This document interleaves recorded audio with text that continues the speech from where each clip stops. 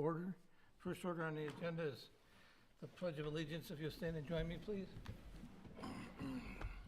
I pledge allegiance to the flag of the United States of America and to the republic for which it stands, one nation, under God, indivisible, with liberty and justice for all. All right. Next up, I would look for a motion to approve this evening's agenda. So moved? Second. All those in favor say aye. Aye. Opposed? Hearing none, passed. Is there a declaration of any type of conflict of interest? I would assume not tonight, but it's on this page. Anybody got a conflict of interest in what we're talking about tonight? Anybody a big data center owner or anything? Okay. All right, we're going to come back up front and make our first call to the public. This call is for anything that is not on the agenda this evening that someone in the audience would like to discuss. Seeing none, I'll bring it back up front, and we'll go to the first open public hearing of the night, review and discussion of the master plan survey results, and I'm going to pass it off to Amy. Thank you, Mr. Chair. So I think you guys, I think we're kind of disappointed at the last meeting about how the survey was presented. So they did send it over to where we got it in percentages. And then I also had, I did summaries of all the comments. Because some of the comments had people's email addresses in there, and I did not want to put any of that public information, any of that private information out. So I did include the summaries in here, and then I guess I am looking for some direction on where you would like to see, what the next step you would like to see. Would you like to see public workshops? Would you like to see focus groups? Are there any areas on the survey that you want us to narrow down on, that we had questions on? I think workshops and that type of thing are always good when people show up. Yes, I And agree. that's the difficulty we'll have coming into the summer, is people willing to come over and do that. So that would be my only concern.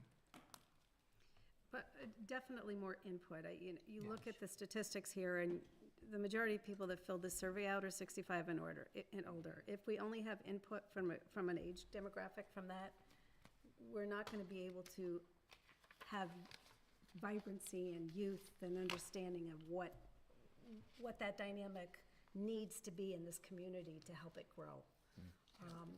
There's definitely, and you look at some of the comments that they made in terms of they want walkability, they want to be able to use bikes, but I'm looking, and I'm in that orange bracket right there, right? But how many people are really going to be, a lot of people want those biking paths, they want their walking trails, but you look at the age demographic and go, it's not yielding to the people who would probably be maximizing it. So how can we get more contribution from that input to be able to make sure that, the schools are still getting kids in school, so that, that the taxes are not being, just paid for by an older demographic of grouping that doesn't want to have properties that are downsizing. So there's definitely still more work to be done, and definitely some invaluable input that we need, I believe.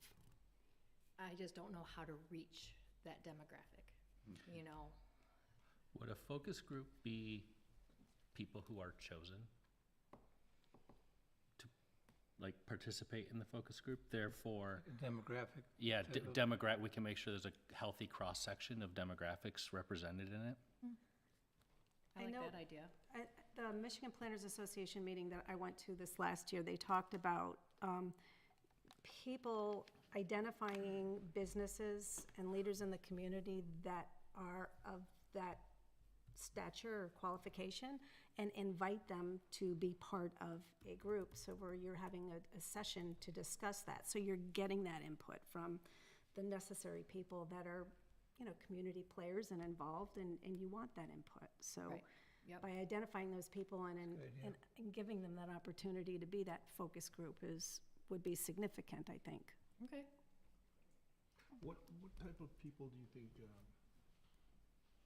Like I think one of our demographics was it 18-year-olds to 40-year-olds or something like that? I mean, the way that we broke down the population here, so when you're saying the community leaders, and where would you get that from? Youth clubs? I mean, would you get it from college campuses? Where would you get those? Well, I think one of the things that would be really beneficial, you look at Clare University, I mean, and those, you know, that this is another, one of the things at the Michigan Planners Association meeting, they talked about using people that are local people that are in those sectors of working with communities and doing community development, and they're bringing that mindset in. This is what the youth wants. They want walkability. They want that community feel. They want that downtown feel is what, you know, I feel like that this master plan is saying. You get some of those members, but you had, what was it, 8% or 10% of the people that filled out the survey were business owners? I wonder if you might be able to go to the chambers. You know, the Brighton and Howell chambers. I mean, both of them have very active youth groups, younger, you know, under 40 groups. And we might be able to, you know, get some, and that would probably be predominantly business owners too there, but that might be another avenue. Yeah, business owner was 35 people, and we had 7 that rent, lease commercial property or space in Genoa. So the majority of them were people that lived in the community, but then that was, you know, an outlying sector that would be certainly good, right? If they have businesses in here, you certainly want to be able to grow, you know, economics of the township here. Sitting away from my microphone. I don't know how many people would need to be a part of it, but it feels like something people could just apply to. And that we'd ask those core questions to make sure that we understand the cross-section that we're looking for, and hope that, you know, there's representation across those. I don't think it's, these age groups were such big pockets, they were like 30-year Yep. ranges. Yep. I think we should be able to get a couple people I think so, too. in each of them, Yeah. even with just an open invitation to apply for it. Well, I know the one lady who spoke out regarding Summerfield Point. She lived in Hampton Ridge. You know, she would fit that demographic, and as somebody who is very much in the community and, you know, cares Shincheck. about it. Yes. Shincheck, yes. Yes. I mean, that's somebody that you Yep. can reach out to. Yep. And, you know, she was in opposition of something that Right. we had before them.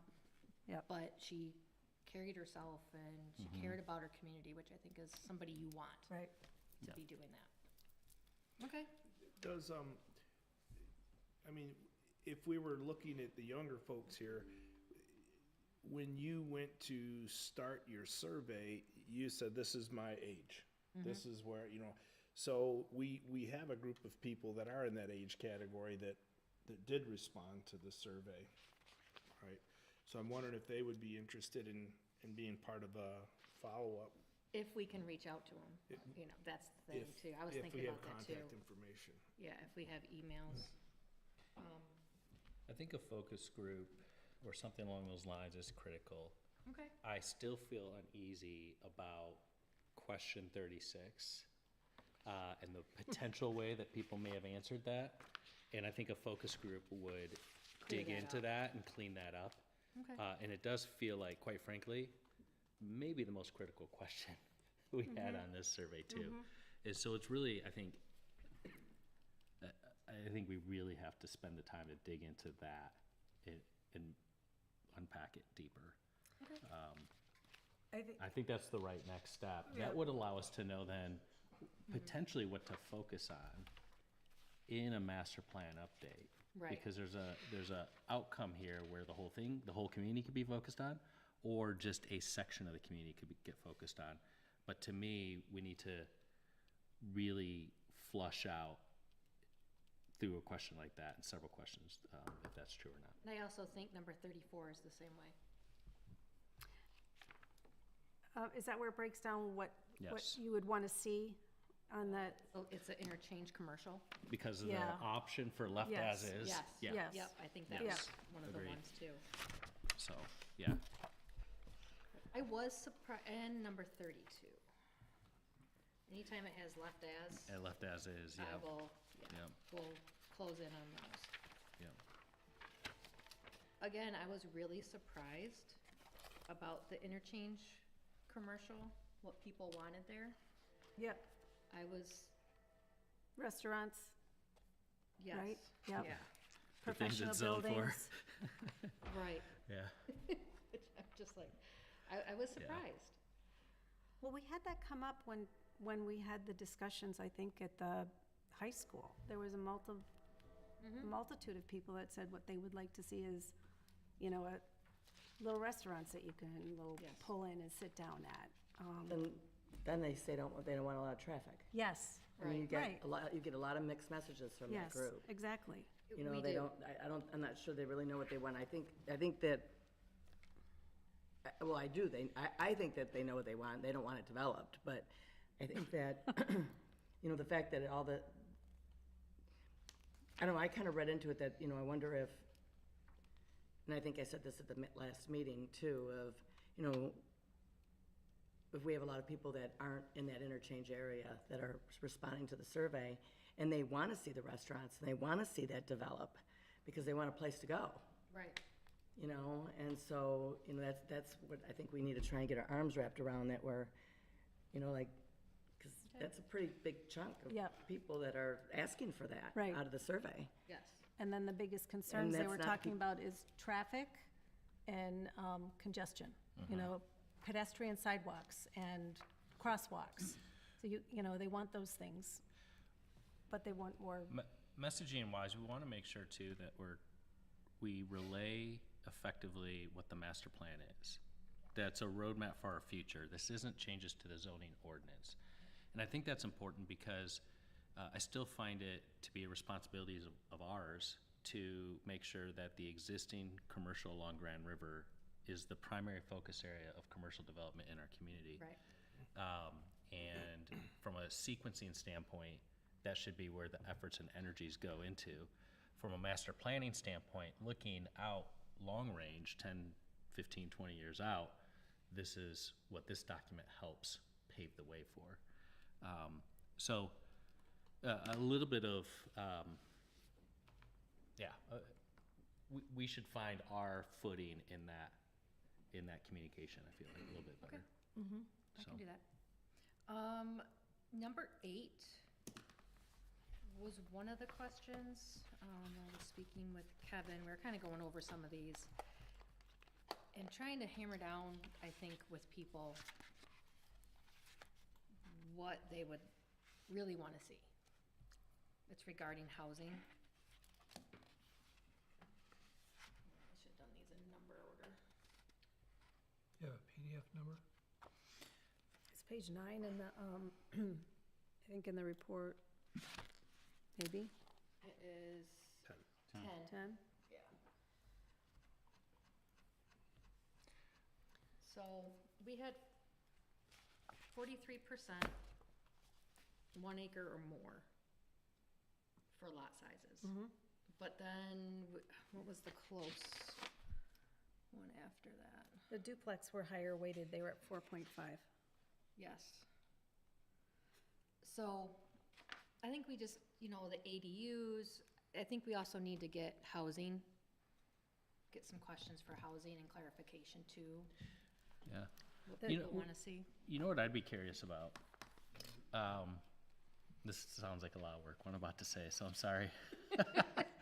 I'd be curious about what percentage of land is used in these divided out formats in our community today, and what percentage of land is zoned a certain way today, and how's that correlate to these results? In other words, if 43%, you know, would like 1 acre or more lots, you know, I imagine that I'm just going off looking at our maps over these years, 65, 70% of our properties are that now today, which is great. But I wonder if like some sort of comparing and contrasting of where we're at today versus that helps us drive towards some objective like understandings of how we should zone properties in the future, or how much, because what I don't hear is we shouldn't have any condominiums condominiums or any apartments. It's just, it's a matter of scale, it's a matter of how much. Right. And so if we're able to offer some guardrails to that, that then we, can master plan to, that feels like we're offering objective future planning based off of data and information. Okay. So that question number 8, pick the following options in order of your preference. It was the single-family homes, and then it was actually, the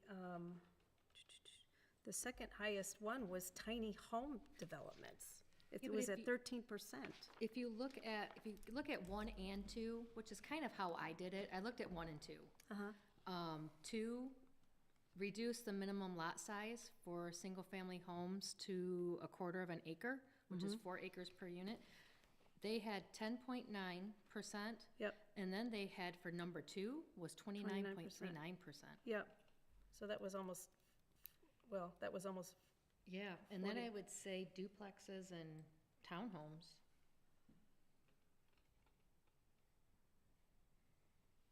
So, okay, Well, isn't have more areas zoned MDR? 32% on number 3. This is a confusing way to display the data. Once again, And we all noted that during the right. joint I think this is review. easier. yeah, that graph is, Well, this Yeah. is an improvement, yeah. Yeah, It is. but it's still not there. right. I wonder, can we accomplish some of this, we're talking tiny housing and that type of thing. We've talked about accessory buildings too, being on residential lots in addition to the principal residence. And that's something that's coming. There's a lot of communities that are doing that, and it makes some sense.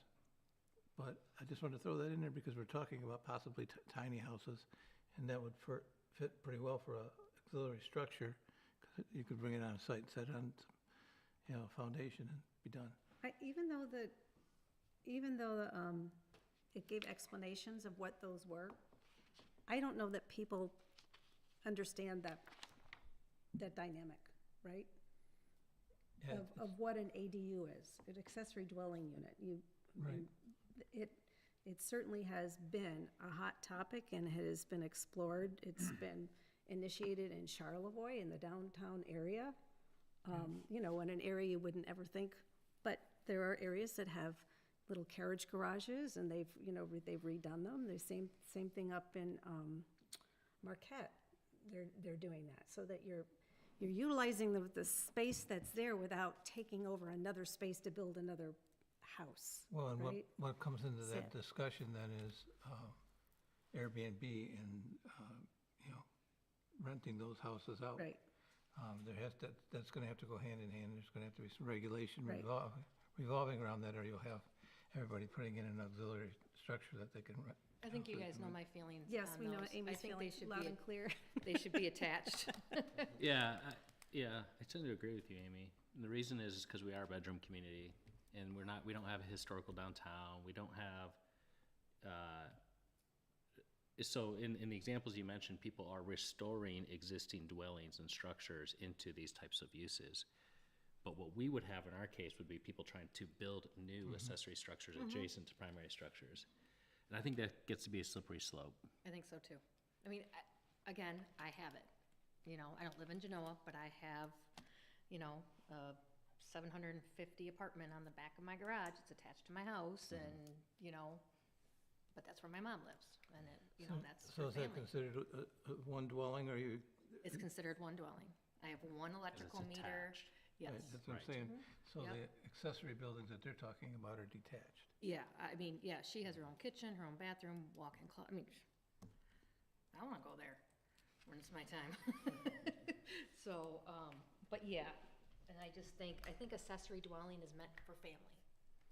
And then they're gonna sell it, and they're like, oh, this is a great income property. Your condition that you just mentioned as an example could happen in our community. Yes, Oh, absolutely. yeah, Yeah. right. It's So just- that's not an ADU.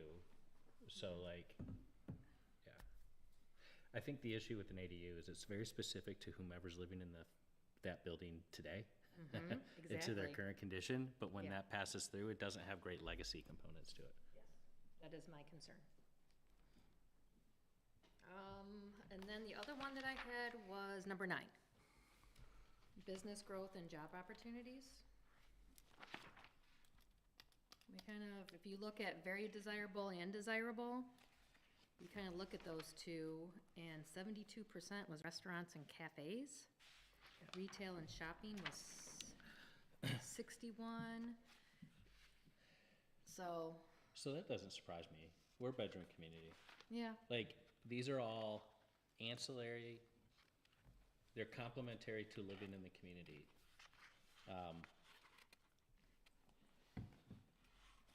But I think people live out here in part because they're okay driving 25, 35 minutes to work. That was very That was- clear. That was 70+% Yes. of the people were okay with that. Yeah. Well, it's a perfect place to live. So, the old school, because get to I do Flint. not want Yeah, Ann Arbor, Detroit, it. I did it, and I don't want it. Lansing. so, if it's not desirable to create, the 10-minute drive from your home to work, then Okay. if that's what our community's saying, Oh, and then they said it So loud be and it. clear. yeah. Yeah, okay. I think there's a little bit of ownership of being a bedroom community that maybe we need to, and I'm thinking about the apartments going on down the street here. How many years did we spend trying to build that into a Right. Yeah, modern day Downtown downtown type thing, Yeah. right? And Yeah. never came to fruition. And nope. at the end of the day, maybe just own who we are a little bit. Like, we're a bedroom community, and let's do that really, really well.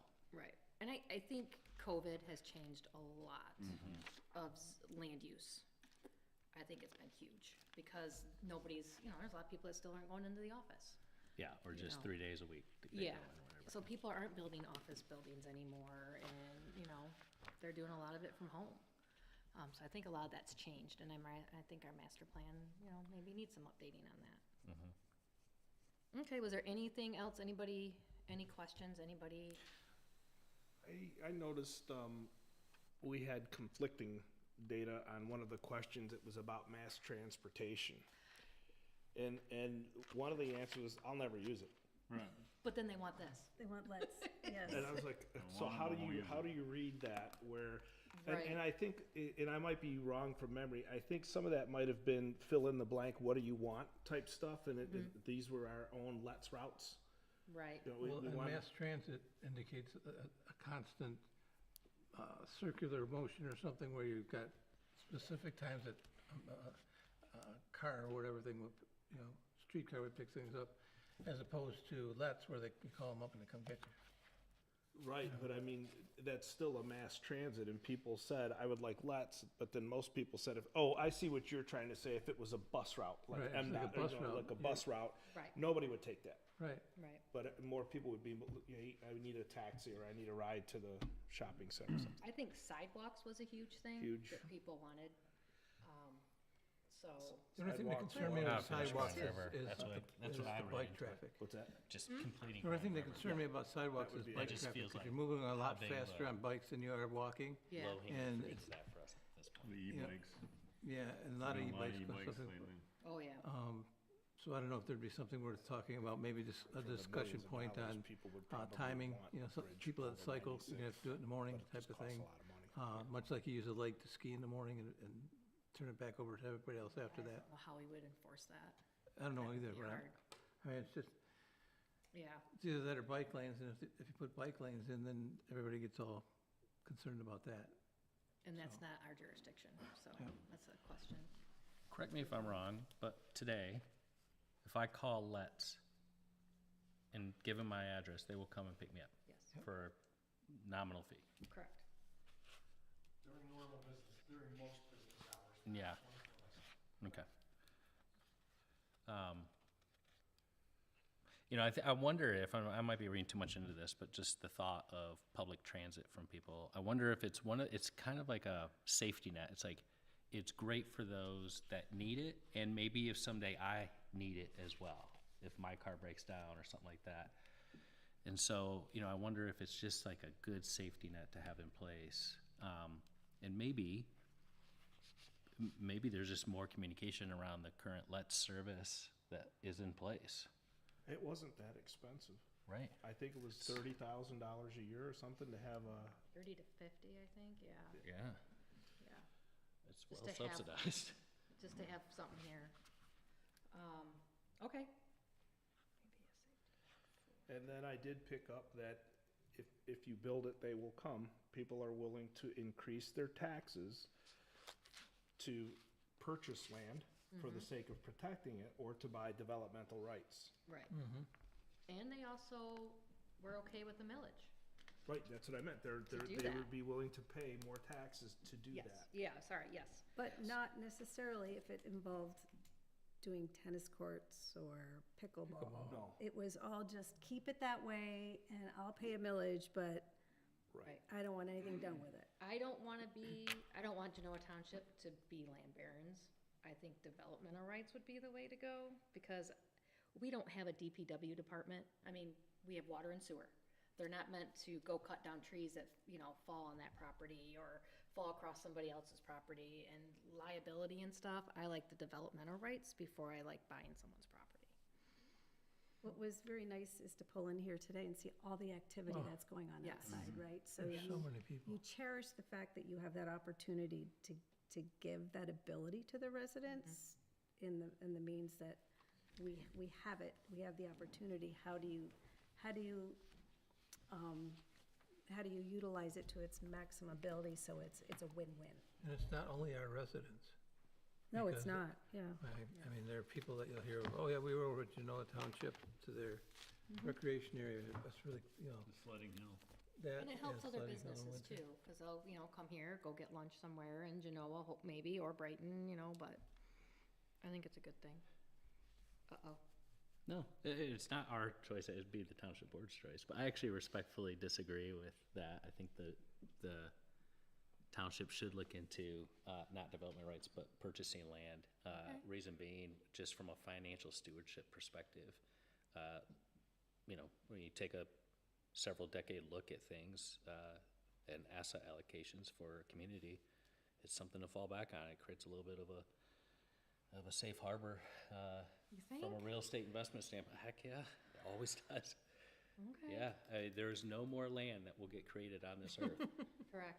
So That's it is true. the one thing that we, in our society, will always over time gain value over the long haul. I just look at, how do you balance that? And you don't pay taxes on it, you are the township. So like, Right, and we don't need the tax dollars. As we know. Right. I think Genoa Township is financially sound. right, exactly. My thing is So then that, protect the lands. yeah, I would go over land development or over the development rights, because that just feels like a goofy legal kind of thing to and me. I also kind of get worried because staff is already kind of maxed at what we can do. So here we are gonna buy land, but then we're trying to watch the budget. Are we gonna hire somebody new? And, so it's, who's gonna take care of the land? That's one of my concerns. Well, one of the things Kevin did have in his preface to the budget meeting last time, and I'm gonna simplify it, is we're good. We don't need to be hanging on to so much money, right? Yeah, And the easy win is road projects, SADs, road improvements. But you could just say, I'll take that $500,000 that we would have in an SAD or $300,000. I'm gonna buy this 20 or 30 acres over here and just like you said, you can pull the plug on that anytime you want to. You can borrow against it, you can do all I sorts of just don't know things. if I'd wanna do that though too, because that is a good thing that we have for our residents, that we give to our residents. It affects a lot of people. Yeah, but if you bought that land and just sat on it, nobody benefits from it. Well, It's and just in their piggy bank, but maybe that's what you were trying to say, but if you bought the land and had an intention to put something like this out there, then it's a tangible benefit to people out here that live and pay taxes for it, Right. Well, I think this is what I'm struggling with this survey. Is 50% of the people, over 50% of the people that responded to it are 51 and over. They've already got their houses, their retirement homes. They're all set. They don't mind spending money in taxes to give them more walking paths and bike paths. But the people who aren't responding to it are the people that are out here with their kids, utilizing the services that we have provided them. You know, and so, you know, I think we're missing, without getting that feedback, we're really kind of missing the boat on what do the 30-year-olds want in 20 more years? Because they're sitting on smaller lots, they're not buying 10 acres like I own, they can afford it. Yeah. You know, and so they're looking at their community to provide other alternatives for them as their children age to do different things. And I'm suspecting that if we get that information, we are going to see a greater need for the township to offer more services to those groups. I think my gut just tells me that's what's going to happen. You know, and so it gives us a better picture of those people. I mean, let's be honest. As much as, I mean, I filled the survey out and I want more walking paths and biking paths. I mean, I asked for it. I put my notes in it. But I'm only going to use it for another 10 years, folks. Right. You know, I'd love to say I'm going to be biking 20 miles at 90 years old, but we all know it's not true. You know, and so these are the people that are going to utilize these services are the 30-year-olds and 40-year-olds in 20 years, not me. We just have to get them Yeah. to care. We just got to, or just know about Not to it. care, but we have to get them to, Know about it. The other thing we run into is that the 20 and 30-year-olds aren't the people that live. Affordability. It's affordability, they don't own the houses. right. They're renting, or if they even live in the That's why I township. think it's more 30 and 40-year-olds, we're really going to get it. Yeah, Gonna and get some whether or good not they idea. can afford things. 20-year-olds don't know what they're going to, where they're going to be in 10 years. It still becomes an affordability issue, I think. Because I think Which most, we can make good strides towards, but it's still a national problem as well. yeah, Yeah, and they're not the ones saying we want to Well, it's a keep double-edged large sword. rural acreage. if we can bring in affordability, we lose value, Well, yeah, okay? That's the No, thing. yeah, you're right. yeah. I mean, if you bring in affordability, you lose value, because the people that are the things that you're trying to make for others are gonna be something less than we have now. So with that comment, you and I have discussed many times, George Bacalus built Yep. that Chilson Road, you know, starter, you know, those Yeah. homes are going for 400 now. They Tiny were homes, $60,000 houses. tiny homes would solve that. I mean, the first-time homebuyer's age right now is 42 years old. They can't afford to buy a house. Do you know what township, the last 3 years has gone up 20% in terms of value? And right now, if you look at the median price point of a home, it's like $464 of 400 houses that sold in the last 3 years. And if you take 464 and up, the median price point is $764,000 for 50% of the homeowners in this area. It's affordability, How's that? Yeah. right? It's not. Yeah. You know, tiny homes would fit a beautiful sector for, they want walking trails, they want to walk their pets, they want to have all of that, and they don't mind, you know. The biggest thing is the where. When I hear tiny homes, I hear something that's 600 square feet or under, Yep. 700 square feet or something like that.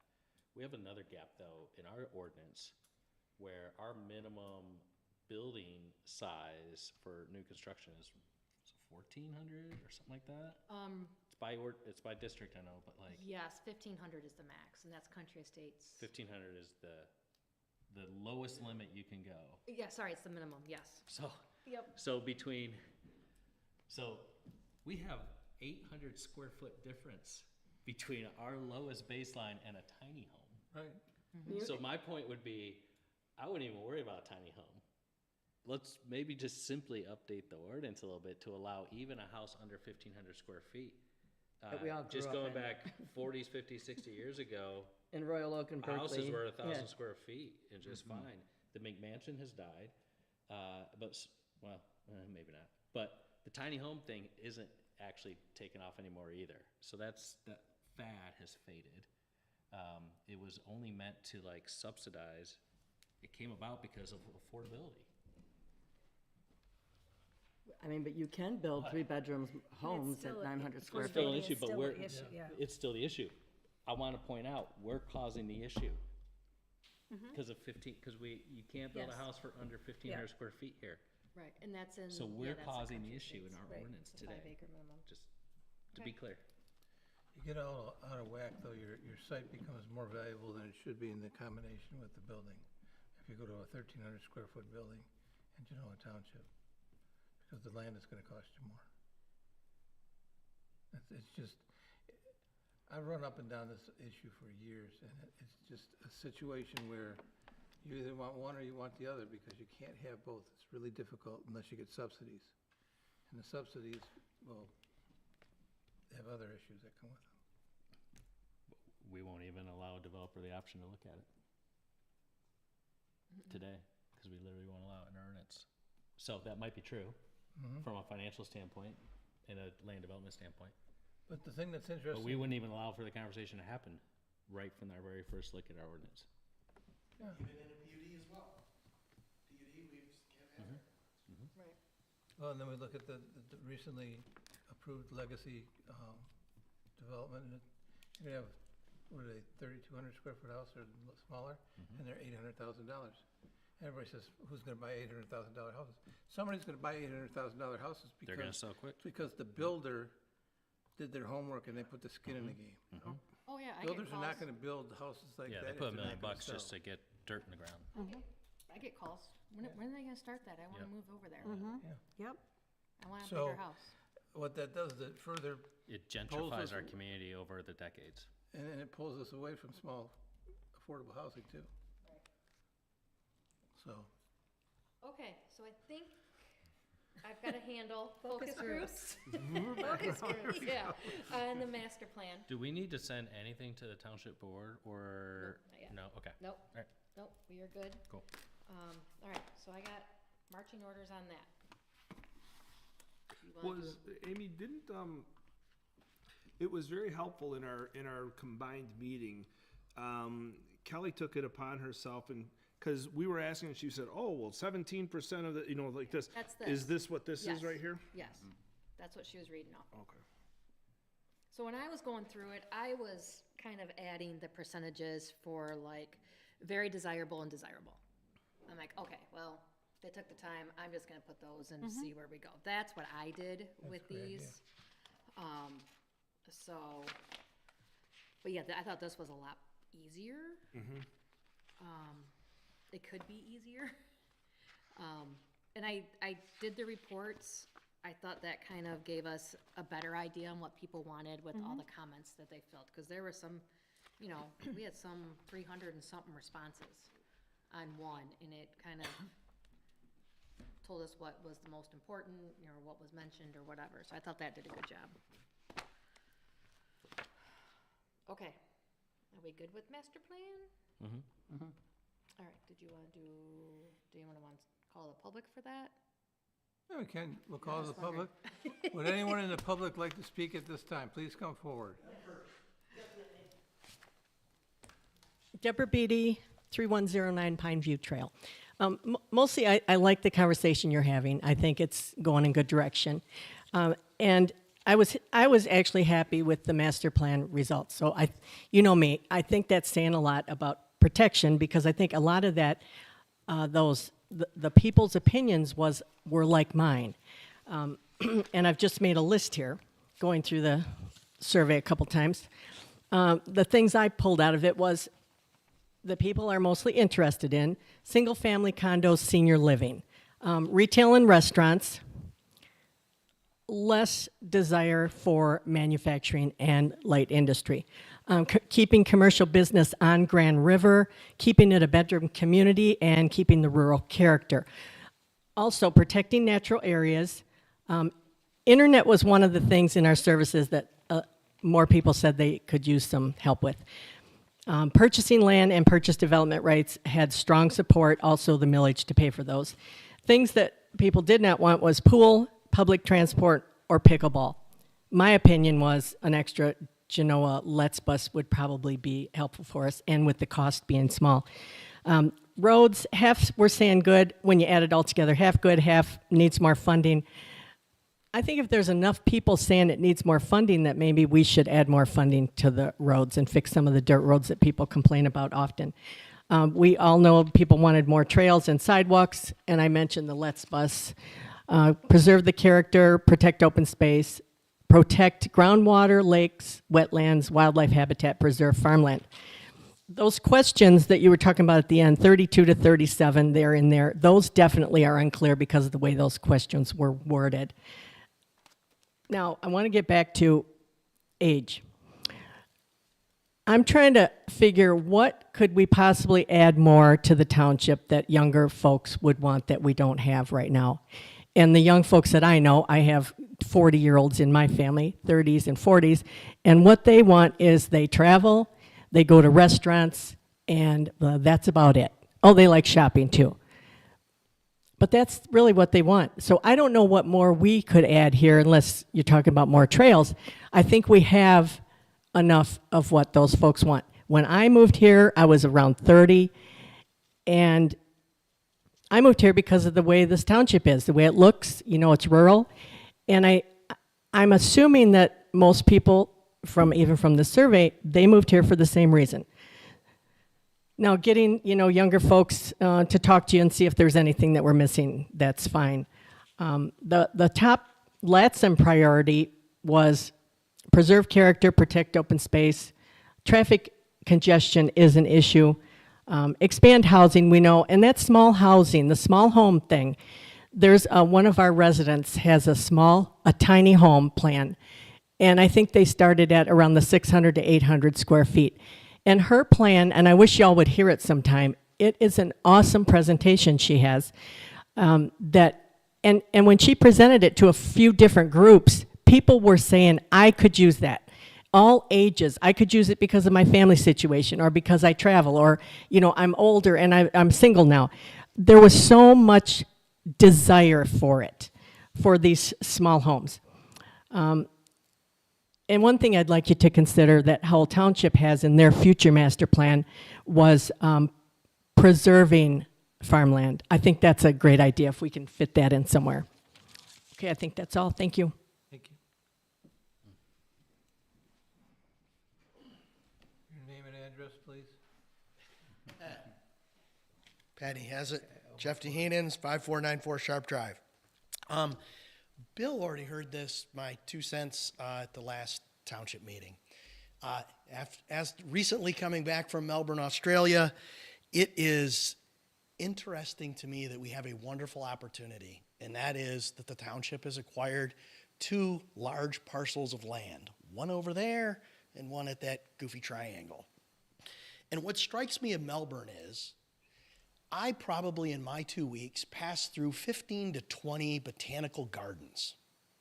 And the difference of the way the communities are built, whether it's Sydney, Melbourne, Toronto, Detroit, St. Clair Shores, much but denser housing, people don't have big yards. And because they don't have a big yard, they go to the park.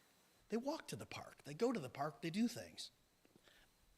But when you look at when those parks were built, 1850, 1860, 1870.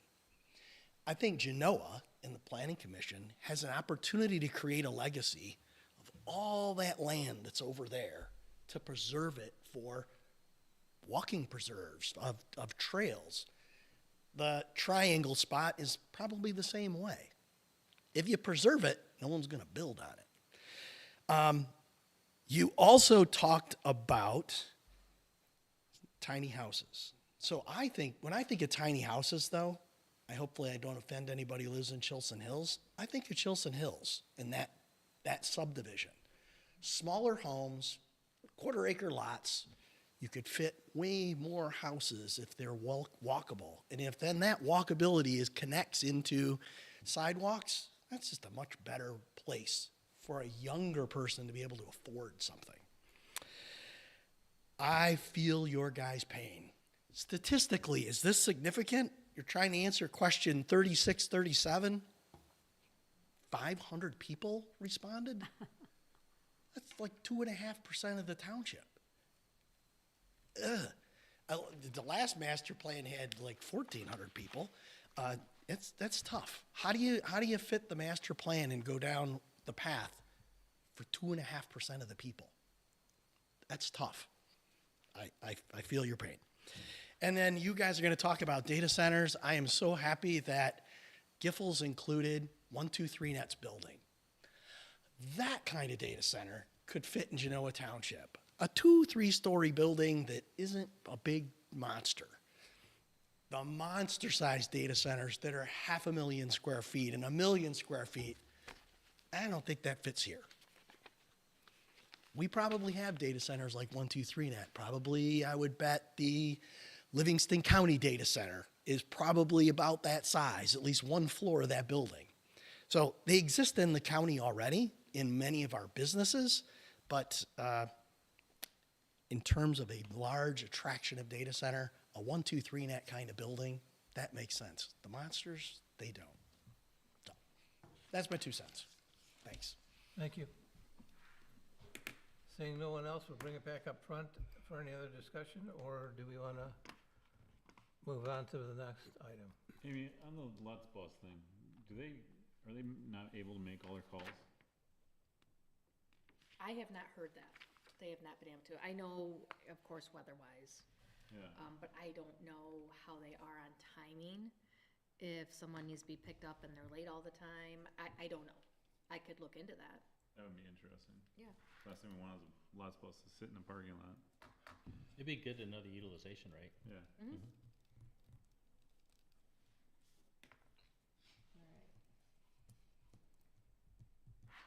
Okay, Open number 2. if you're ready. All right, let's open public hearing number 2 on discussion of data center ordinance. And I'll turn it back over to Aiden. So, of course, everybody knows about the data center. And I think you guys all also know that we cannot do exclusionary zoning in the state of Michigan. So we do have to figure out how to write an ordinance and where we want these to go. It's kind of similar to the solar farms. So I am looking, we have some good ideas. Bobby has been doing a ton of research on data centers, looking at other ordinances, getting ideas, because that's what you do, you know, you look at what other people do. So I'm looking for some direction, because I'm hoping to bring a data center ordinance back within the next month, because we will have a 6-month moratorium on these. I know the state of Michigan is looking at doing moratorium, but I don't know when that would take effect. So I'd feel much better if we could get one in the books and get this done. We haven't heard from anybody, but that's not saying anything. I could get a call tomorrow. I think it has a lot to do with where exactly we have any room for them in the township, like we looked at industrial before in the same way. Or not industrial, but we decided that industrial was the idea for solar farms and that type of thing. The open spaces that we have, including South Latson, are not big enough for the mega centers. So we're probably already covered there, Jeff. They're not big enough, those properties. But then again, we don't want something that's 1,000,000 square feet on 2 or 3 floors either. Correct. So, I'm still, and I don't know if anybody's heard the benefit of data centers other than the fact that they basically run everything we do through our social media and that type of thing. But what is it that they bring to the table that helps the township? That's what I want to know. If they come to the township, and it's usually something like that is tax dollars, okay? But they're not bringing jobs because a normal 400,000 square foot building might give you 10 or 15 jobs. So that's off the board. And like they have people, traffic that comes in to visit their data center, load their servers, go on their merry way. It's about. So my point being, there are areas in this country that are dying to put in data centers. Most generally, Virginia, DC area, go up to Silicon Valley. A lot of stuff's in the desert in Arizona and Texas. But we haven't heard from anyone what the benefits are to us. You know, it would normally be something like taxation, because they're very expensive buildings, but they're not gonna tax them at 50% of what they are worth. So it won't work. Well, the tax, I mean, I can see the argument for their benefit and the idea that, like, the amount of taxis you receive back, but also you don't have the traffic.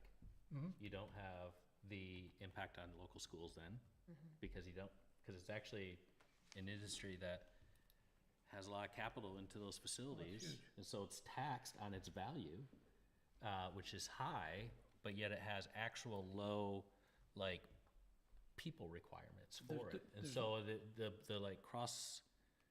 like the demands on the ecosystem of the community aren't significant, while the tax becomes significant. So I do understand that side of it. What I think is untold still, there's obviously, you know, in the areas you brought up, significant concerns about power consumption, very significant. There's concerns about water in the cooling systems. There's open and closed loop systems, to my understandings. And so there's those components as well. There's a little bit of concern too to the longevity of these. What happens if 15 years from now they are, oh, that's out of the way, and what do you do with this big building there now, right? So I see it. I think someone echoed this, but I wish these data center people would, as developers, see like brownfields and the redevelopment opportunities in Detroit and things like that as the options for really great impact. Instead of taking farm fields and turning them into big data centers, I'd love us to take brownfields and see that be our path forward. But all that to say, to your point, in the state of Michigan, we can't restrict it. So to be tongue-in-cheek, I asked ChatGPT how to restrict data centers. And of course, Use it against itself. Huh? yeah, and it came up with some good things. And so, Can't do anything. here's some approaches to limit it. And I think knowing that our last conversation, in my opinion, we just need to own that we're a bedroom community. That feels like then anything that resembles a large data center to me feels inappropriate in our community. So if that's the case, here's some ways that you can limit that. You can only put them in heavy industrial zones. So like the highest of industrial zonings, right? Which we have very limited amount of anyways. So We that's, only have one industrial zoning. right. Where is that? I actually have the areas Yeah. that are industrial zoned, The blue Yes. rectangles are? yes. Yep. So getting to what you were saying. Or require special land use approval Yes. or special overlay district. So Yes. that's in an industrial zone, in an overlay district. And then high restrictions on all that stuff with setbacks and all that stuff too. Yep. Where, you know, it's not impossible to build it, but it's not advantageous to build it here either. That's it. What That I've 30% kind of interest. got is, so I gave you a copy of the discussion items. Yeah. So I have industrial only. You know, Right. I think that's the only place it should go. Vacant land, vacant buildings. So, you know, there are smaller scale ones. The one in Hazel Park is looking at doing 3,500 square feet. No, 35,000, sorry, yeah. square feet. So, I mean, we have some industrial buildings. We have where Cadillac Asphalt was gonna go. That backs up to the highway. We have that. You know, we have other buildings that if they become vacant, would we wanna see them go in there if it's in an industrial zoning? So for, let's say, Could you put up that map again of the Oh, yeah. industrial zoning, just so I can put my brain around? right there.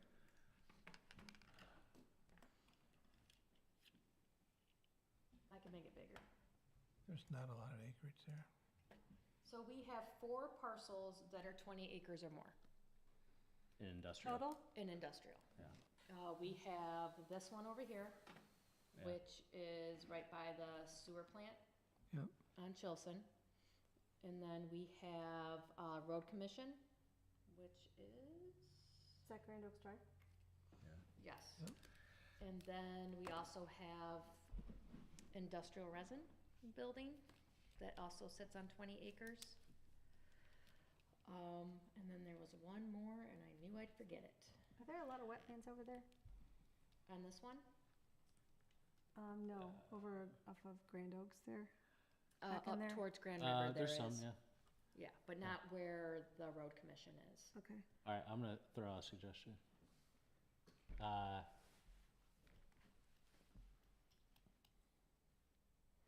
or a proposal. Okay. I propose we put an overlay district over the industrial zone that's represented with Grand Oaks Drive, only the one area there. And yes, there are wetlands, there are those things, but like put in then all the significant setbacks and all the things required to preserve those components. And if there's a small data center that could find a way to make that building envelope work, so be it. They're way back in our community next to UPS and other industrial things that people aren't impacted by. The likely outcome, though, is that no one would find it advantageous to even go there anyways, because the ROI wouldn't be there for them. So you That'd be kept them from coming in by basically making it Yeah, unreasonable. I would for say, them. yeah, I would make it Well, it's really not financially challenging. feasible. Yeah, I'd make it incredibly challenging to try to build one of these in our community. And I just, hearing what we've been hearing through the master planning process, I just feel like that's the best route for our community. And I think that's kind of what we've been finding is some very strict guidelines on that. So like there's the large scale acreage requirements. Large scale, you could do it at 40,000 square feet or bigger. The small scale acreage requirements would be less than 40,000 square feet for the building size. Public water requirement, it has to be on public water. It cannot be well. So the one thing is if I'm putting all these restrictions in, I still have to make sure there's property. You require it being a closed loop system too? Yes, I have that. Okay, good. So if you, well, let's go, we can go So- through this yeah. real quick. Let me go back.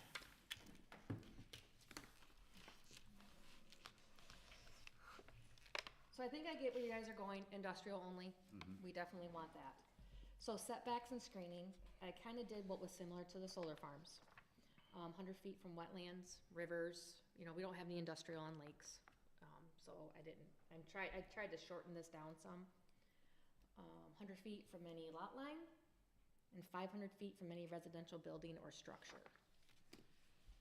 Or I can do from any residential lot line. While we're on this, is this correlative to what it is now? So we're not putting any other current properties at a risk of not complying? This is for data centers? So, but I'm just talking about the zoning. So if we're talking about, are you talking about limiting like the zoning requirements for this? As far as, the 100 feet from, Yes. all right, so, but this is no different than what currently is Oh, it's different. applicable? Yeah, Okay, it's different because of the use, okay. yes.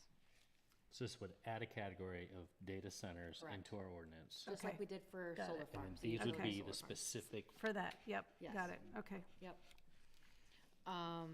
And then I have landscaping. Do we want to do 50, 100-foot buffer? Fencing, 100 foot. 100-foot? Just make it tough. Why? I Go always for it. say go big or go home, but we still gotta make sure that we have property. Listen, that if we can something fit these happens on. down the way where that's felt to be unreasonable, you can always scale back. But now would be the time to be I hyper mean, I can get conservative. planning commission discretion Sure. in that, okay. All right. So noise, I know noise was a huge, is a huge concern. Yeah. Do we have any knowledge of what that noise, or what level that noise is at? I mean, there's data centers everywhere, There is, I do It's not. not the volume, it's the hum, the hum. Yeah, it's which like when is you're low standing, frequency and therefore it doesn't create a high volume. right. So regardless of whatever parameters you put in for that, there's a hum to them, supposedly. And the one interesting thing is with all of Bobby's research on it and my research, we cannot find anything on vibrations.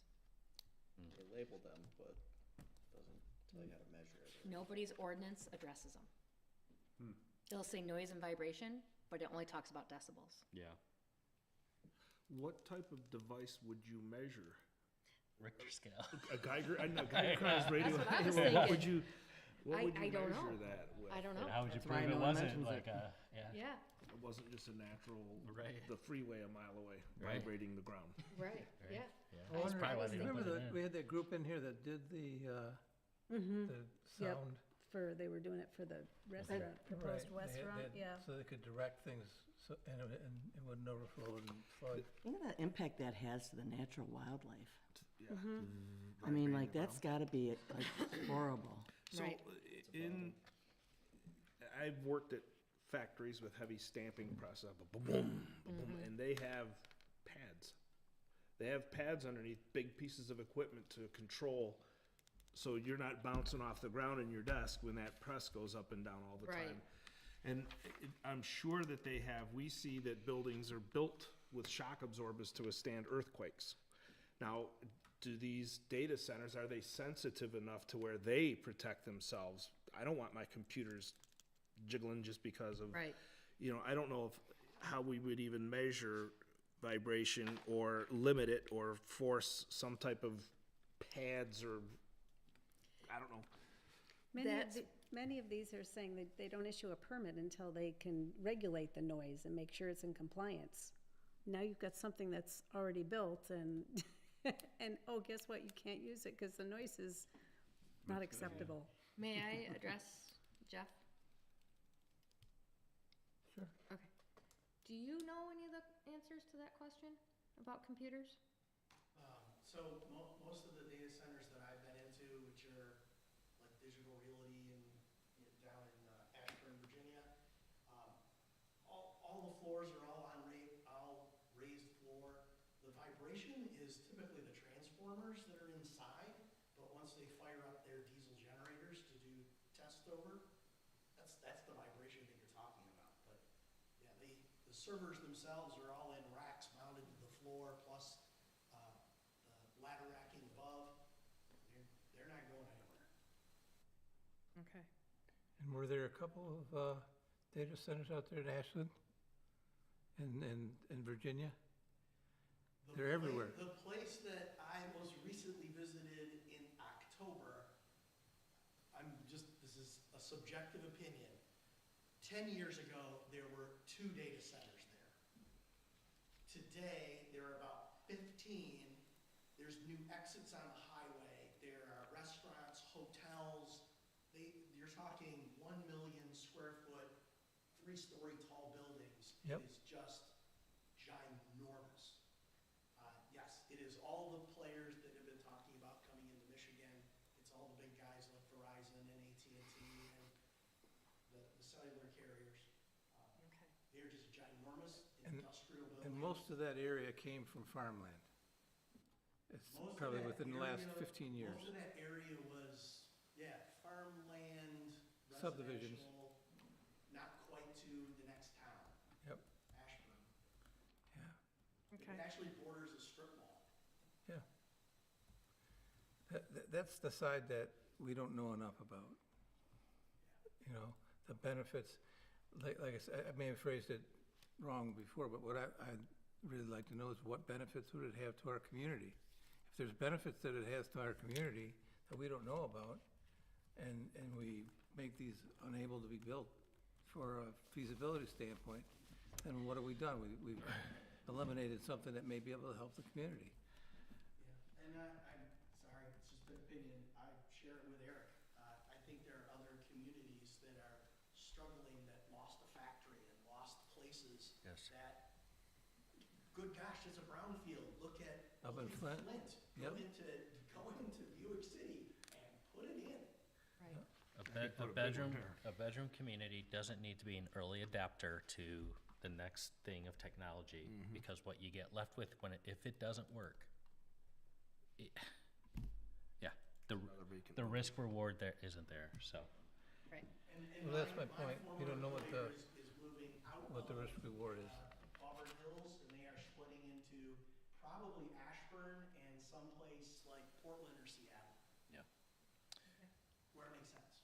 Sorry, I figured he would maybe know Yeah. some of the Absolutely. answers to that. So you have a lot of great things in here.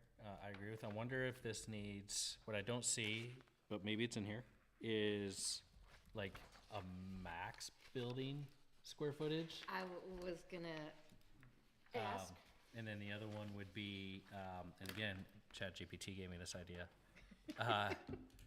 would be a limit on the amount of megawatt hours it could use. I think that actually would be our greatest risk. Technically, our community's like near the end of the electrical tree, if you will. And so we benefit from not having a power plant, like, you know, at least 50 miles away from us. But it also means we're at the end of these like energy trees too. Thinking of the power grid. So with that comes a lot of risk then if there's more demand at the end of that power grid, not near the source. So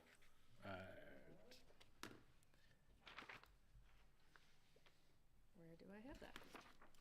you do? Okay. I have something that says, it's not to that standard, I just have something that says they have to get, I saw something about like oh, here it is. energy efficiencies and stuff. Yeah, utility capacity impact statement from DTE or ITC. But I don't have a max on there, Yeah. which we can look at. I think if we restrict power consumption, that would go a long ways too. Well, I- we had a meeting with Newmark Real Estate about, what was it? It's about a year and a half ago. I don't know if you were there or not, but it was to do with data centers, if you recall. And they gave us a thumbs up on both energy and water at that meeting, so that we have capacity. Yeah. I Okay. felt like that meeting had an agenda to it. Oh, no, Being blunt. absolutely, an agenda. Okay. Yeah. But, I mean, It was like 3 years ago, but yeah, but you understand what I'm saying? I do. They've already considered these things, and they have some knowledge of what's going on.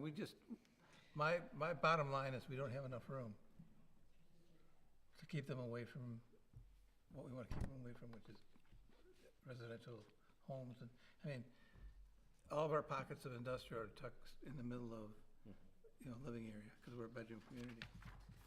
So, whatever we can do to make it, I don't want to say make it difficult, but we want to make it restrictive to a specific type, like Jeff was talking about, maybe a, 1, 2, 3 building that's maybe 40,000 square feet, but it looks like an office building like the one off of 96 down there. What, I don't think there's anything else that fits there. what max size are we looking at? Just so I have some guidance. Definitely under 100,000 Yeah, it has to be. at least. Okay. 75, 50? 40? I said 40. Yeah, Yeah. 40. yep. And then maybe discretion, for us to look Yep. at a plan and say, okay, that was innovative the way you did that, and it'll work.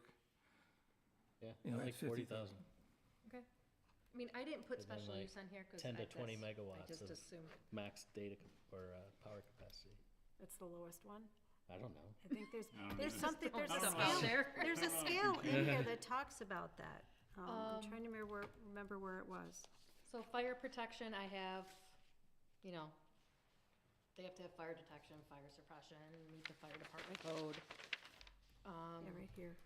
Environmental impacts.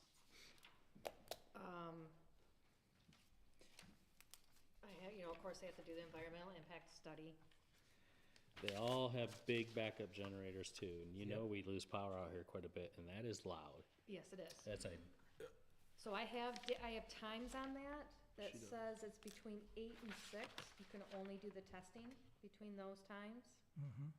The noise level must be inspected every 3 years at the operator's expense. And a copy of the inspection report shall be submitted to the township. Yep. And then I also have a masonry wall or evergreen wall, must be constructed to reduce noise levels around the generators or other equipment. I kind There- of like just the wall. I don't know if I like the evergreens. There is, somebody sent me some research that they did, and I read this thing. Most of the backup generators that I'm used to seeing are diesel. They got these big tanks, and they're diesel, and they're dirty, and they're loud. Yep. There are propane Yep, powered. natural gas. That's what mine too. is. Maybe that could be, go ahead, but it's gotta be propane. They're gotta be a loud, clean too. burning, Very loud. That's the same. what's that? They're very loud It's the too. same. So no They're just diesel not dirty. generators. They're just not as dirty. Yeah, Do you Right. want natural gas or propane? natural gas. 'Cause I got it. Yeah. Yeah, Doesn't make any sense to keep on filling Yeah. because then propane. you have the pay To worry about tanks. I would be worried about demand. If they're firing up the natural gas generators, every home in our community that also has a backup generator, Yeah, but like we don't even know if our gas. you can limit the amount of time that they can test or run on backup power. Right, you've got a testing on, you can only test it between 8 AM and 6 PM on weekdays. Right, but can you test it for 6 hours at a time, or can you test it for 20 minutes just to make sure the lights don't go out? Yeah, it's a real short test period. It is. I'm trying to think how long mine is. But limiting This it, one too. runtime with the These are- power off would be, These are big things, though. These are the size of a shipping container, guys. Just so you know, we're talking about generator wise. Oh, yeah. Okay, Yeah, it's like what the hospital has. yeah. Yeah. I don't think we could let a data center turn off. No, they gotta keep that going, Yeah. so like, there's not an option for them in that. To what? To turn off. To The turn test off. generators? That's So the other no- reason. If they lost power. That's the other they reason power, for natural but- gas. The ability to pay for A feed, B feed, C feed, and D feeds, if you want. 4 separate feeds coming into your racks. If you wanna pay for it, they will give you 4 separate electrical connections, and go to 4 separate generators. Where did I have that? So, no diesel generators. I mean, I think it's a lesser of evils, it's not as dirty. It's gonna be just as loud, but like you Bunch of said, storage tanks. You can make as much noise. Right. Okay, moving on. I have Say no sustainability, generators and the whole thing goes away. sustainability and Or- engine or use the only way to requirement, recharge is energy the use solar farm. requirements. Let's see if that handles it. I'm sorry, I missed what you said, Amy. Sustainability and energy use requirements. The way that the facilities generally work is they buy electricity, that's how they're valued. Right. So, I have at least 25% of the project annual energy demand shall be demonstrated to be met through renewable energy sources. So if they're gonna put solar panels, I think they need to be on the building. I did not have that. I would encourage us to look into a max power consumption. I think that's another area for the benefit of the rest of our community. Okay. And I know DT says that, it can handle it. I think But, DT's the one that wants these. Yes, For sure. it was, every other community that has a data center in our country also got the same remark, probably.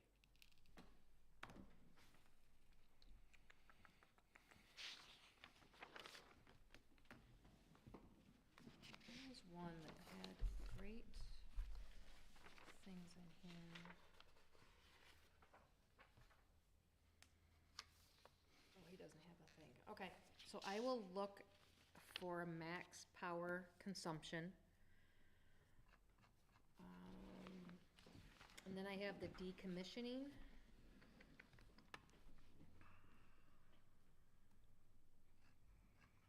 I kinda wanna make them remove the whole building.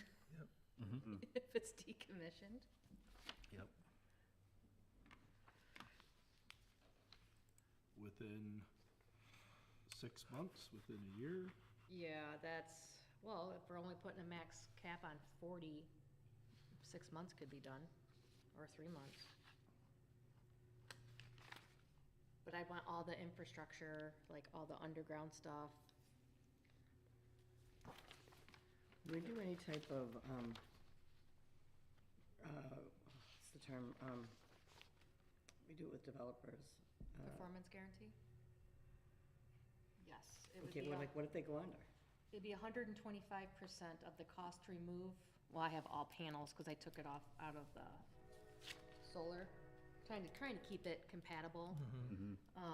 125% of the cost to remove and dispose. Would we do any bond? I mean, is that something we would wanna consider? I mean, what if they go under? Yeah. and they don't have any money. Yep, we can do You know, that. could we figure out a way to do a bond for 5 or 10 years to protect? Absolutely. And I also have that the value of decommissioning shall be determined by a third party, and I think that's every 3 years.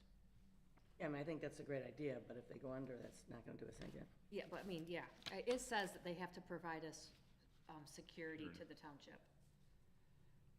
Written, as shall be written to provide. And then I have complaint resolution. They would have to submit how they're gonna handle complaints. And then I also have host community agreement, which I gotta send this to the attorney. But they would have to pay us 2,000 per megawatt. And that would help for the police, fire, public safety, or other infrastructures. So those are some of the items. So can I ask about, Amy, your decommissioning? Yes, It says, and we just talked about, these things can't afford to not run, right? Given the choice, they will shut our power off to keep themselves on, probably, right? Google or Bill Reiber, who are you gonna listen to? Google. So centers that are not operated for a continuous period of 12 months, if these things are gonna be 24/7, I think 12 months is more than generous to consider them abandoned. I think we can probably cut it down to say, if you're not running for more than 3 months, number one, you're hurting, right? Some customers not getting what they want, and I don't know if that's possible to do that, but if, I will take a look because we have, Legally? at special For use, abandonment? there is a standards in the, Planning Enabling Act that we would have to follow, and I believe that is 12 months.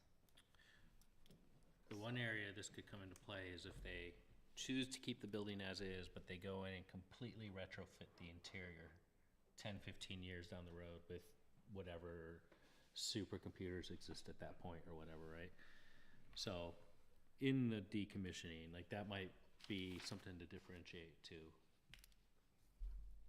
Like we would allow them to remodel the interior, Right. so it, but it wouldn't be online likely in that, and So they're probably gonna do it over the course of time. as- But it has an it's not active just a, land use permit, shut and it it's down, put active new stuff. approvals. Okay. So, yeah. Okay. All right, any other concerns? Oh, good start, though. So we're on the right path? I think we are. Okay. As far as our timing with this for the moratorium, what are we looking at, time-wise? Where are we? I think we got, It's October's when it was. no, that's the rezoning one. The rezoning one was a 12-month. The 6-month, I believe, was February? Beginning of February or January? Is it started? Yeah. So we're just in the very beginning stages of this, okay. Yeah.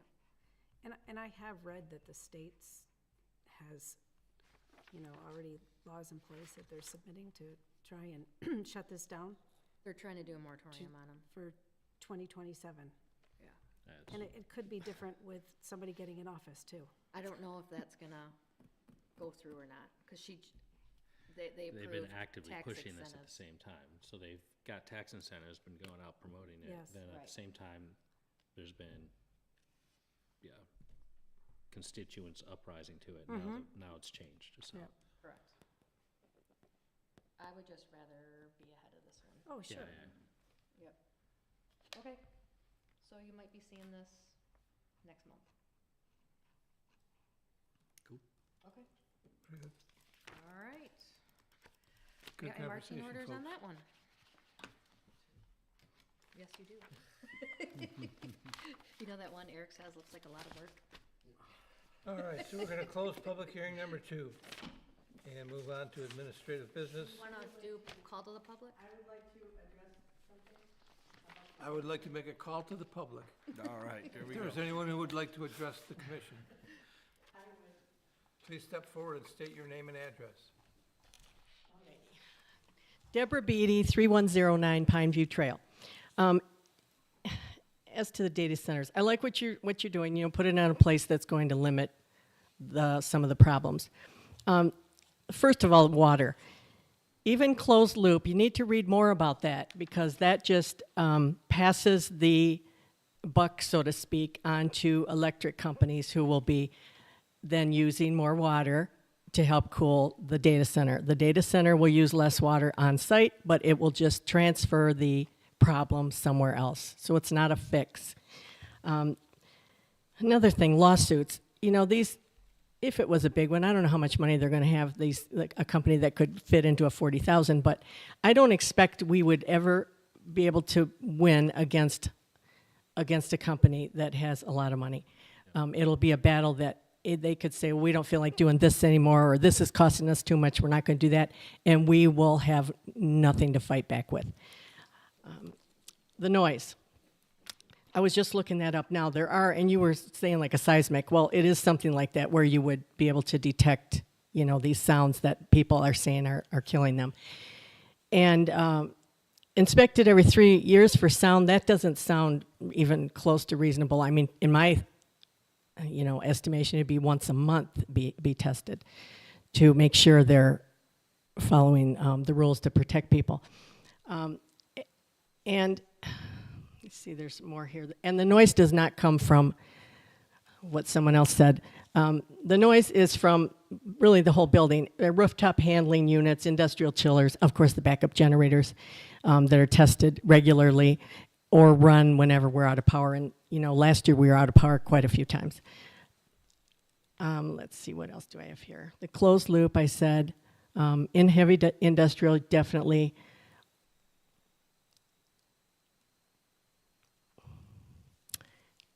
And when you're talking about the electric supply, I think you really want to be make sure that you're covering that because it is going to affect our electricity use. We know we're always told, hey, limit your electricity during these hours. Well, how do we run a place like that when we face those things regularly? So just make sure all of these things you're talking about, which I think are great, are tight and you know exactly that you've got them all in order. Thank you.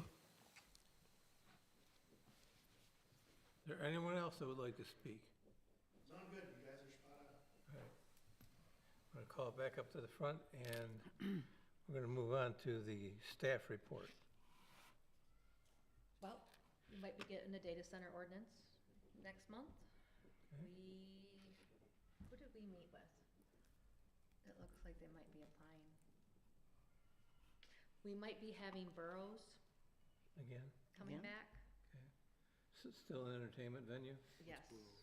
They still would like to do outdoor music at the boroughs without the additions and stuff. Is it a bar? So I told them the concerns from last meeting, and they Is remember this a new those. applicant? No, same owners. They want to turn it into like a, So we met with like a them. restaurant. And then I think that was it that we've met with. So So potentially we have a They want it all out, zoning all the residents want to be able to see document to that talk every about day. for April. yes, there will be a meeting in April. So that's all I have for the report. All right. And then I'll look for approval of the February 9th and 23rd Planning Commission meetings. I would like to point something out for the February 9th. So when they first submitted, this is regarding Mueller Road. I think Bill was gonna address this too. When they first submitted, it was 250, 250s. Right. They revised it to 300. I forgot to change the agenda language in the first one, from the first one, when I carried it over to the next The meeting. second one? Yes, so when it was approved, we just usually take the agenda language and put it at 250s were approved. I did talk to Tim, who made the motion, and he said he knew that they were 300s that were approved. There are 2 300 ones. Yes, they were two. It was on the site plan, it was in Brian's letter, it was in everything. It was just the agenda language was not correct. So, that would have to be revised if that's how everybody remembers it. It was 2 300s. And that's, just to double check, that's what is on the civil site plans that we saw? Correct. Okay. Yes. I also show that I'm listed as in attendance and absent. Yes, you were amazing. I was everywhere. Great. We were both. I was absent. absent. On the ninth? I've done that Yes. a couple meetings. said that. I was in attendance, It but says really that. absent. It says she's, Oh, it says she's there and yes, absent. Wow. yeah. But I was absent, so you can take me off of attending. Yep. Page Amy, did you want me to change 300 through the whole minutes? Everywhere he said 250? It shouldn't, nobody should have said 250. I can listen to the recording. It was all 300s. It's page 95 of your, Proposed two, it's page 4 of your minutes. proposed 300 gallon. Correct. You've got in here for 2 each 250 gallon. It should probably say for 2, comma, each 300 gallon. Well, that's why they put the 2 in there, the number.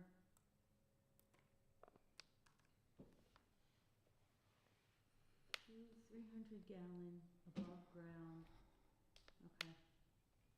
And then it must be in the motion. I mean,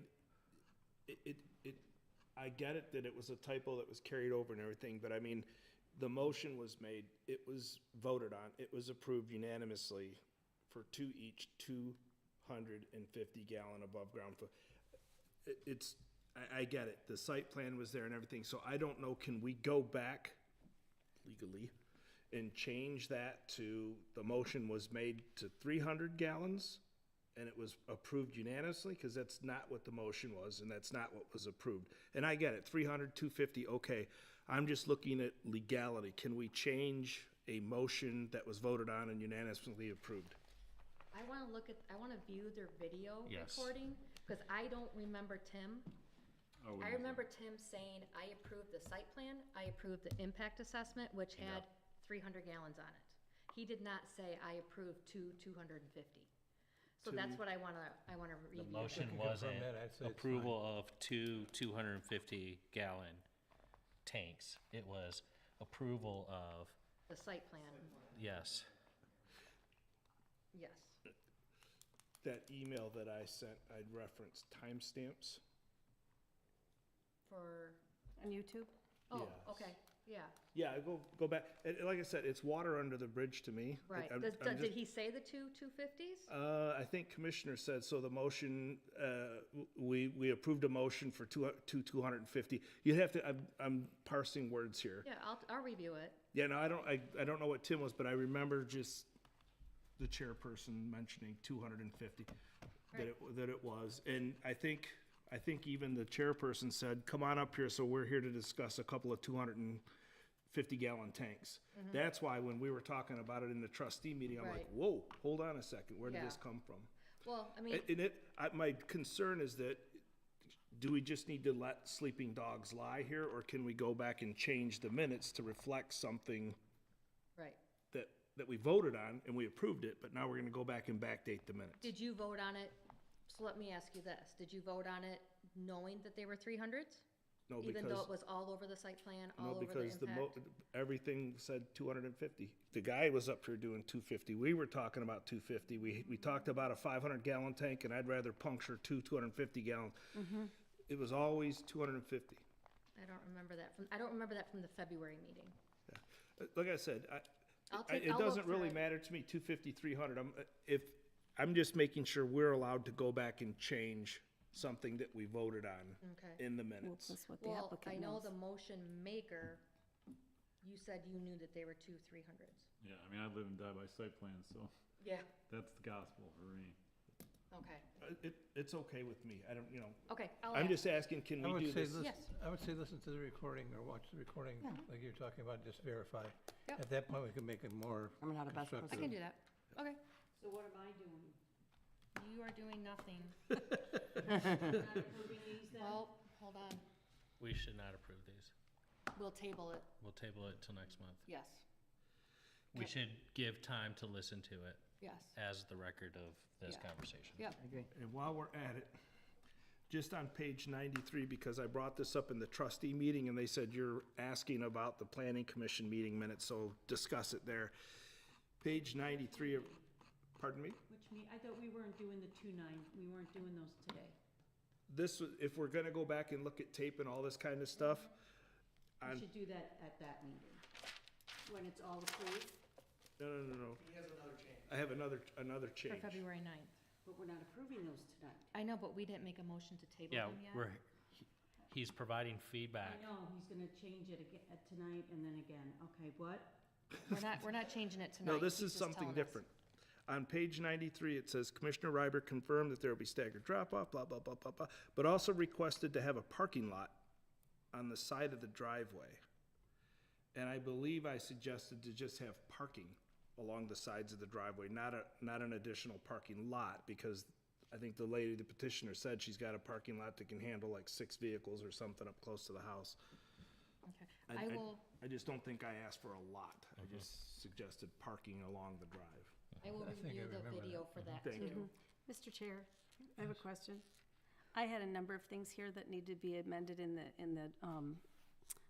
the minutes. So are we just waiting till the next meeting to approve these? Yes. We've made notes of what we need to look at to make sure that they're accurate. Well, am I making his change from tonight? That's what I was saying. Are we gonna No. do it all next month? Yes. Do it all next month. That's why I was just asking. Okay, I apologize Yep. then. No, it tells me what I need to look at. So Thank those are the 2 items that we're postponing it for me to look at on the video. Thank you. Yep. So I make a motion that we Table. table the review and approval of the minutes for the February 9th meeting to the next meeting. We got a support? All those in favor say aye. We need a Second. Oh, never mind. Yeah. Aye, yes. Got it. Okay. On to the next one. Hold on, gotta go quickly here. Trains tonight. All right, Patty, on page 2 of the minutes, it says,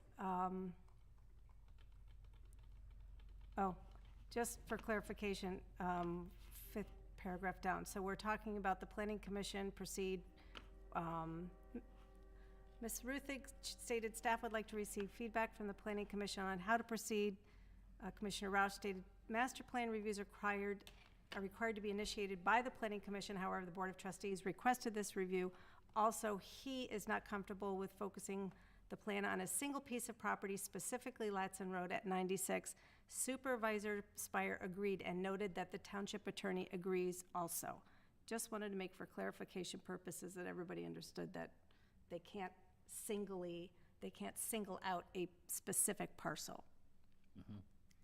But we could look at an area. An area. I Yes. thought that would be good to add in there, that you can't specifically, identify a single property, but you can look at a general area. And then, Well, what am I putting then?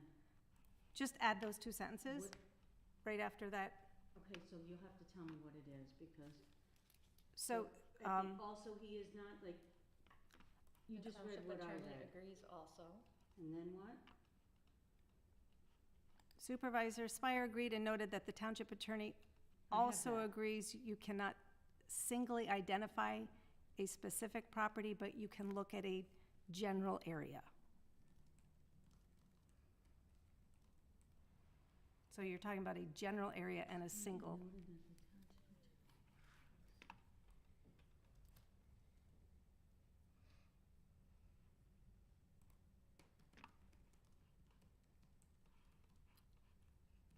That you cannot look at a specific property, but a general area? Yeah, you cannot single out a specific property, but identify an area. Is that what he said? Yes. I went back and I listened to it verbatim. This is not supposed to be word for word. So, Okay, any more? The bottom of page 2, it says, Ms. Valenti stated that the majority of the residents in the township are between 18 and 55. Is that correct? Is that what she said?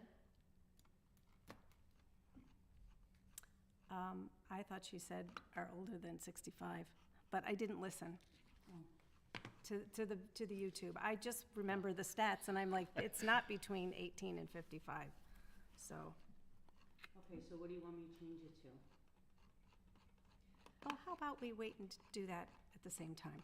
On both at the Approve same the time. vote, yes. So you Sorry. gotta look at the minutes. Yep, I'll catch up with that. I'm confused. Are we not approving these either? We can approve these meeting minutes. We No, could 'cause- approve February 23rd if we wanted to. Yeah, I think that's what she said. Because if you read how, say the majority of the residents in the township are between 18 and 55 and recommended that they be included in the focus groups. So she might have census data. Okay. I mean, the way it reads like that's what she said. Yeah. I don't know if it's correct or not, but that's not for us to, You can only tell by YouTube. Go Yep. back on YouTube. I'll just, as long as we're doing the last ones, let's wait until just to clarify that that's what she said. Because I heard something different. So Patty, thank you for your efforts. Just would like to make a motion that we wait to the next meeting to identify, Table. to table this, yes. Can I have support? Need a second? I'd second it. All those in favor, say aye. Aye. Opposed, hearing none, passes. And we are looking at membership discussion. Anybody got anything? Oh, maybe it's not pertinent to this group, but the ZBA, I think it was on Brighton Road when there was a request for the vacant parcels to be split up that are behind Jonah's. Then somebody just bought all of them. Well, a new parcel just got released. It got put up for sale, so. Isn't there a railroad track There is. right back there? Right there? Yes, somebody bought the entire thing and was just gonna build a house right there, and then I just saw today that one parcel went up for sale. Yep, That seems swampy too. to each his own. yep. Anything else? I would like to make one observation, if I could. Sure, go ahead. When you're talking about the fuel tanks, and the ordinance says under 300 gallons. That is what everybody keeps saying, under 300 gallons in all the meetings.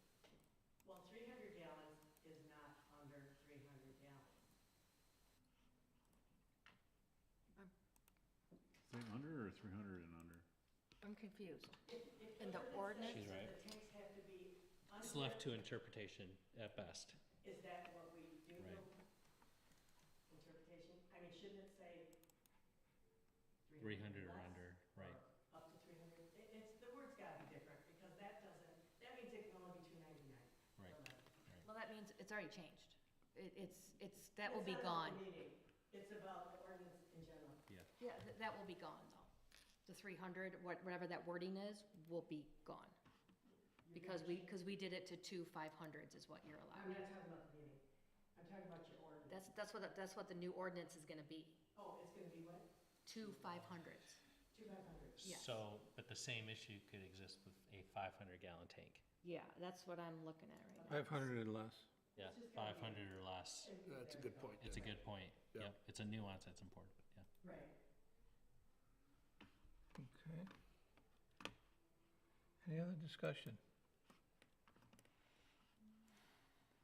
Then I'll look for a move to adjourn. Motion to adjourn. Motion to adjourn. Support. All those in favor say aye. Aye. Thanks, everyone.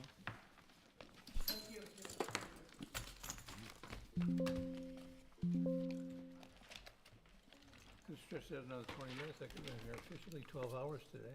My